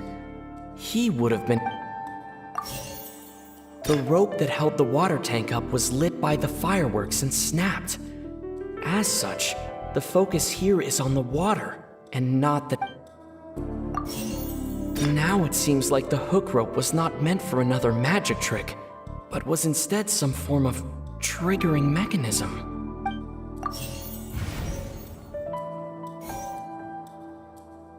Lynette was in the magic box on stage the entire time. Did she have something to do with this? I remember there was something else within the inner layer of that box.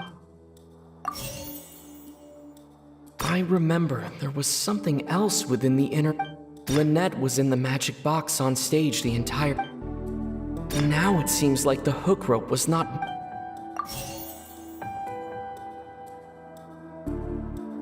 The deceased's name is Cowell, Linney's assistant.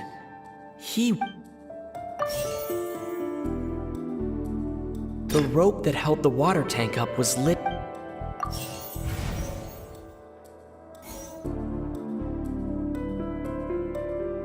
The rope that held the water tank up was lit by... Lynette was in the magic box. The water from the primordial sea. I remember there was something... The rope that held the water tank up... The deceased's name is...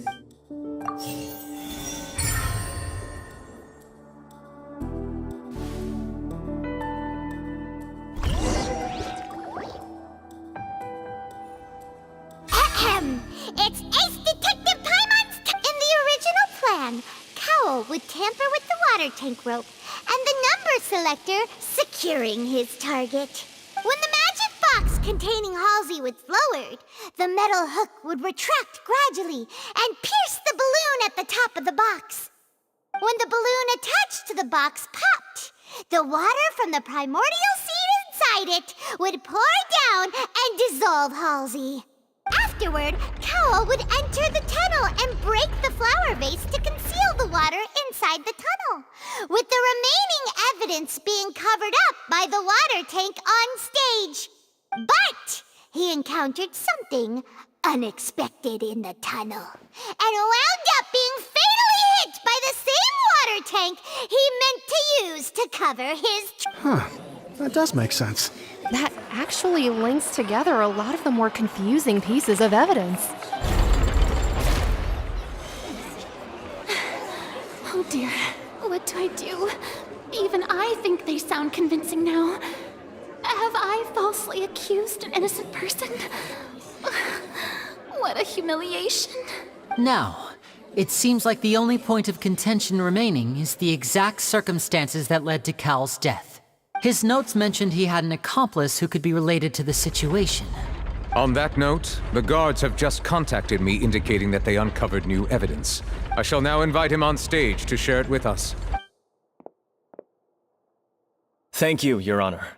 We were just inspecting the luggage of the other people involved in this case, and we found an identical sample of the water from the primordial sea among Linny's personal effects.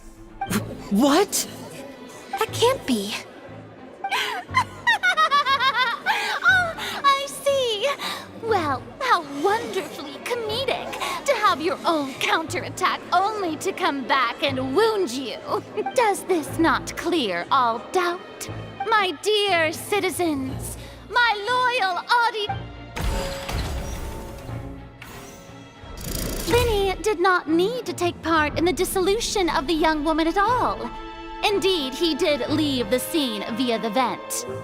Having made modifications to the props beforehand, his accomplice Cowl then caused Halsey to vanish using the water from the primordial sea. But upon his return, in cruel avarice, Linny desired sole credit and prepared to do away with his partner in crime. Ultimately, he knocked Cowl out, and the tool meant to cover the crime up also became a murder weapon. Now, as much as I regret having come to such a viciously straightforward conclusion, it does seem that the famed Fatui is quite the cold-blooded and ruthless organization. Am I right, Mr. Linny? We've used up all the evidence we collected. Is this the end of the road? Oh no! Paimon can't think of anything either. It doesn't look like there's any way around this. Seems using the water as new evidence was too good a move. Why did this have to happen now? I think we've all seen enough now, and we have ample witnesses to my flawless reasoning. I believe this is indeed the finale. Now then, my good, noble Chief Justice, should we not, in your view, move... Excuse me, everyone, but I must interject. Miss, I must ask you not to shout, and to respect the ongoing legal proceedings. Oh, come on. Don't be hasty. I have a good reason for interrupting, you know. Now, would anyone here like to take a little break from all this debate and see a little magic? I'll show you an amazing trick. One that can bring a young woman who has disappeared back in the flesh, right before your very eyes. Please, do the honors, Mr. Linny, if you would be so kind. What in the world? No offense, miss, but miracles like that are beyond my scope as a magician. Come on now, don't be silly. Magic is all about misdirection, isn't it? But once everyone believes the illusion, can't magic reveal the truth to them once again? And wouldn't such a trick be the most marvelous finale to today's performance? Come on, Linny and Lynette, give it another go. Don't worry. Spina di Rasula has made the necessary arrangements on your behalf. But as the magic makers and stars of the show, I think I should leave the final performance to you. I understand.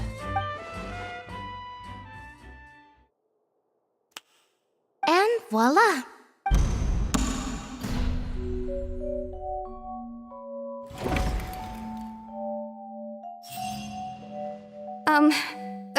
Sorry for the interruption. Wait, isn't that Halsey?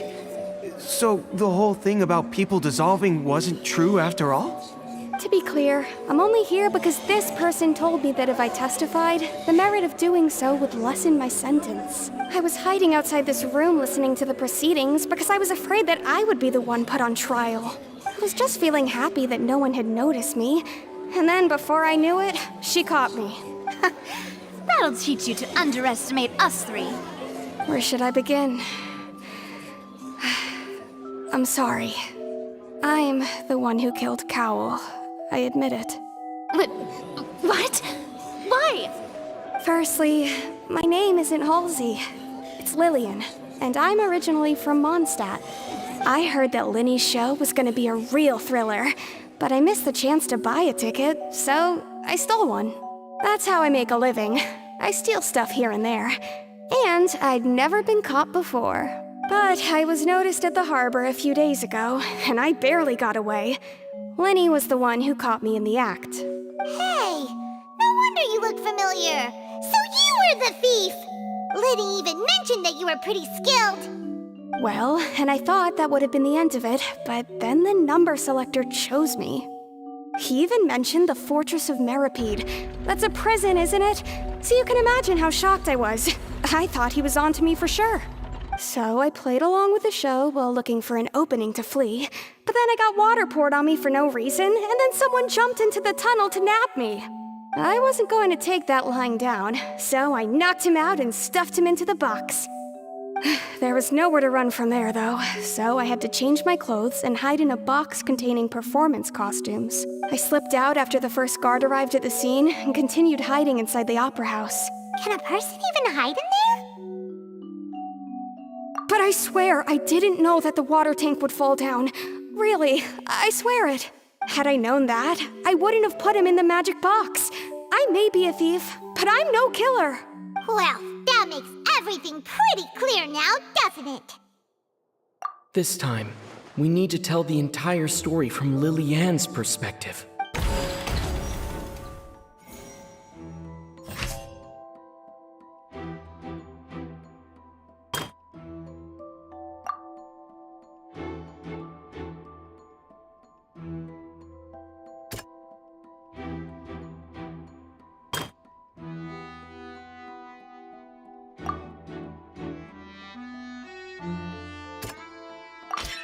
The flower vase was not broken to cover anything up, but was smashed during the struggle between Lily-Ann and Cowl.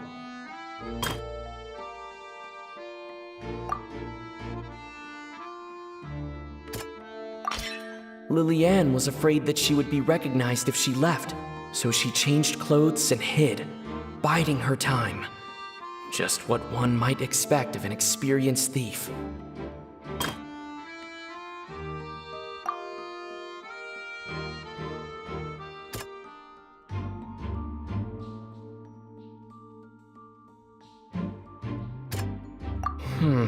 Seem...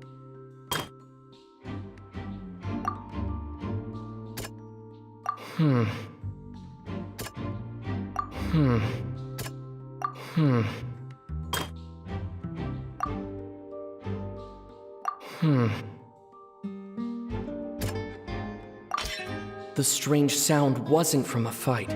It was Lily-Ann's attempt to break out when she was frightened.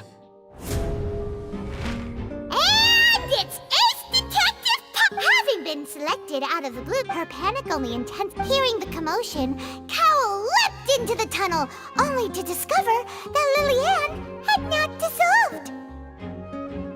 He did not know that Lily-Ann was not from Fontaine, but was a thief who made her way in by stealing a ticket.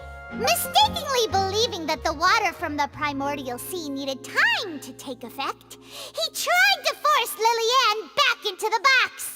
The two broke the flower vase during the struggle, but Lillian came out on top, knocking Cowell out and putting him in the box.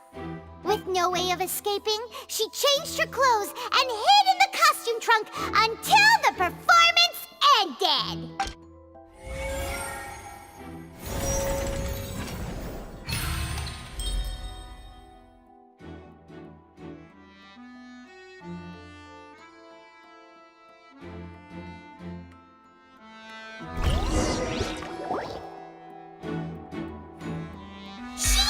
That she would have to go through guard inspection if she tried to leave afterward. So, she has been trapped in the Opera House these last 2 days. She had already become desperately hungry by the time we were chatting over macarons. So, she swiped 2 of them right under our noses. Talk about a sneaky thief. At this point, all the events that happened in the tunnel have now come to light. Ah, so that's the whole story. Bravo! Bravo! Now then, Lady Farina, do you wish to speak against the defense's statements? Please answer the question, Lady Farina. Also, if I may add, the trial has not yet ended. As such, I request that the prosecution not leave the room before the proceedings have concluded. What? Are you reading my mind now? No, I have no further arguments. I admit defeat. But really, could you at least have left me with some dignity? Wow, look at that! She's like a deflated balloon now. If there are no objections, then as the Chief Justice of Fontaine, I shall once again repeat the full sequence of events. The actual perpetrator of the serial disappearances, Cowell, selected his next victim from the audience reservation list. With some modifications to the selector, he could ensure that the pre-selected young woman would be chosen. To cover up any evidence while committing the deed, Cowell thought of allowing the water tank to fall, which would conceal the water left behind after the young woman was dissolved. He also tampered with the rope suspending the water tank, using the fireworks at the end of the performance to cause the tank to drop and hide the watermarks. He poured the water from the primordial sea into a balloon during the preparation of the magic box and stuck it to the box's lid. Finally, he passed the prepared hook on a rope through the gap in the magic box's door when bringing the young woman to said box. When the magic trick officially began, the box containing the woman was lowered into the tunnel, tightening the hook rope and bursting the balloon containing the water. If all had gone to plan, the young woman would be dissolved at this time. However, Lillian was not from Fontaine, and thus fled the box with a loud noise. Realizing that there was trouble, Cowell entered the tunnel and met Lillian. Thinking that the waters had not yet taken effect, he decided to proceed. However, his opponent was more capable than he thought, and he was overcome, knocked unconscious, and placed into the magic box, and thus became his own final victim. Lillian, according to her own statements, then changed clothes and hid until the performance ended, before hiding in other parts of the opera house. As for Linny, he was in the underground structures within the opera house, and was thus ignorant of these happenings. From this reconstruction of events, we can conclude that Linny, the accused, is in fact innocent. While there is much in Linny and Lillian's conduct that should still be investigated separately, this case, at least, can be handed over to the Oratrice to make the final decision.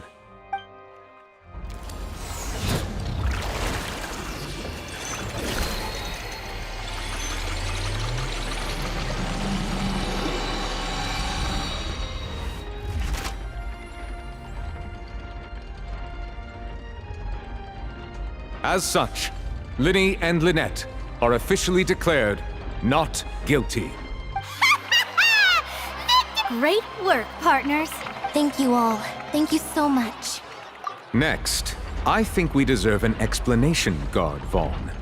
How did you find the water from the primordial sea in Linny's baggage? Right! Your discovery caused me to make a serious mistake, you know. Or was that not a discovery, but false evidence that you dare to bring before this court? I suspect that the accomplice mentioned in Cowell's notes was not Linny, but you, yes? I'm sure you know what you must do to lessen your sentence. Speak quickly! Unless you want to earn yourself a one-way ticket to Coupon Town. I was just following orders. We were supposed to place blame for the serial disappearances onto Linny, and thus cause suspicion to fall on the Fatui. The higher-ups said this was the best opportunity to do so. And now that your plan has fallen through, and the secrets of the water have been revealed, you have become a liability to said higher-ups, yes? Therefore, you would be wise to tell everything you know, and seek the protection of the guards. Yes, I'll tell you everything I know. Our boss discovered that the water can cause people to dissolve. It can also be made into a potion, which when extremely diluted, can cause people to experience unforgettable exhilaration. We've been in this business for a while now, and have made decent more off it. The disappearances were also the boss's idea. I mean, this is the boss we're talking about. The...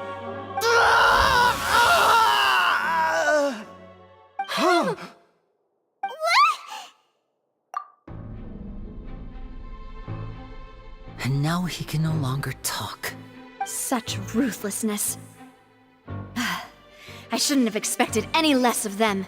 An outrageous act. All present, please submit to inspection immediately.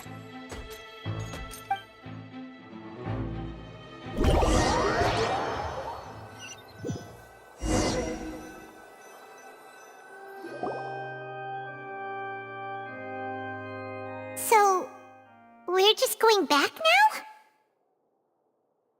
That's true, but... Traveler, Paimon! Please wait. Linny... I know you may not want to speak to me right now. Maybe you don't even want to look at me. But still, let me thank you again for defending me to the end, even after you learned that I'm a member of the Fatui. I guess. But regardless, I'd like the opportunity to set things straight. I didn't approach you with any ulterior motives or ill intent. I've spoken to you as myself. Just as for why I'm a Fatus, it's because the goals of the House of the Hearth align with those of an orphan like me. That's all. That was how Father, who you might know as the Knave, approached recruiting us back then too. The Knave? The one who controls the House of the Hearth? She's your father? That's right. And since we're here, I was wondering, would you mind hearing a story? It's about my past. Back when our parents first died, Lynette and I were left wandering the streets. To survive, I took to surreptitiously observing an older street performer who did magic. It took me several days to figure out how he pulled off his amazing tricks. I took my sister through several streets until we found a crowded corner, and we began to perform magic tricks there. To my surprise, we proved to be pretty popular, and we could at least stop worrying about where our next meal would come from for a time. But I didn't want my sister to remain a street rat together with me forever. Before long, an aristocrat came to me and claimed that he wished to take us in after watching my performances. So you went from orphans to nobility just like that? That was how we felt at first too.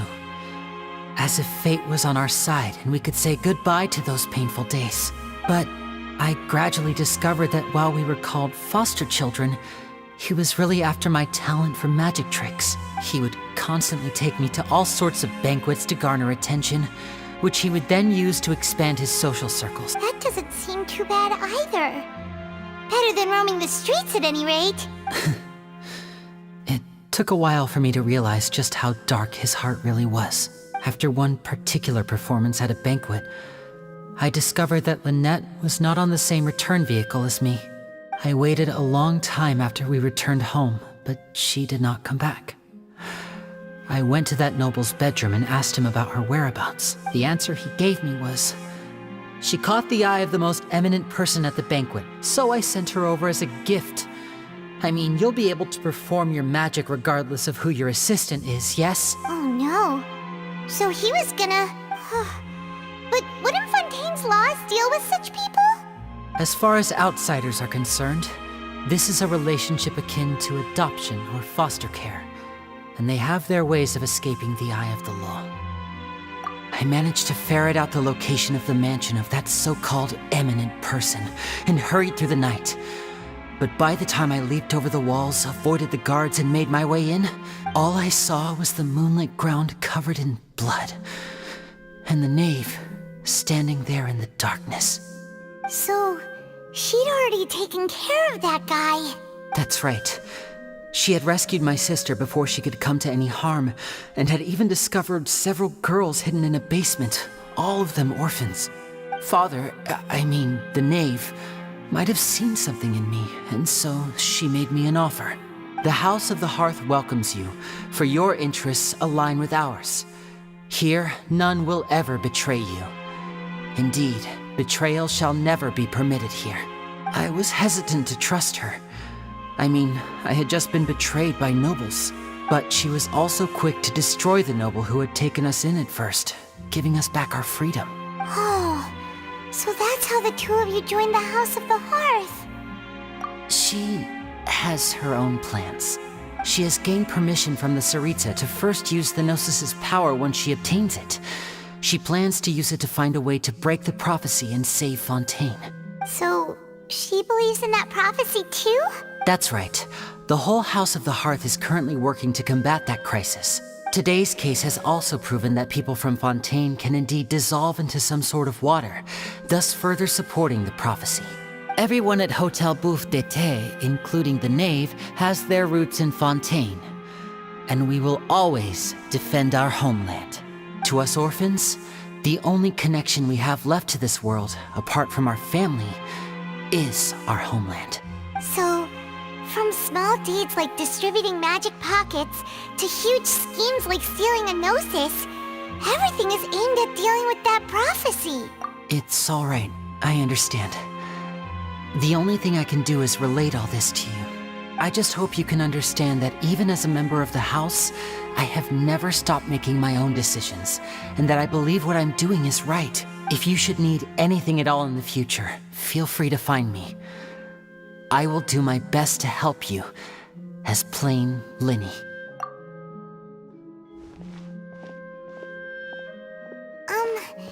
Bye, Linny!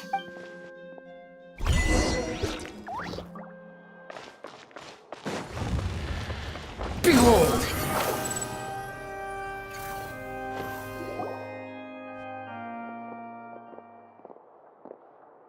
Hey there! What was with the disappearing act you pulled right as the trial ended? Were you looking for us, Navia? Well, this whole thing isn't exactly over, is it? I do feel that we're getting closer to solving the serial disappearances case, though. Don't you think so, too? Huh? What's wrong, my dear partner?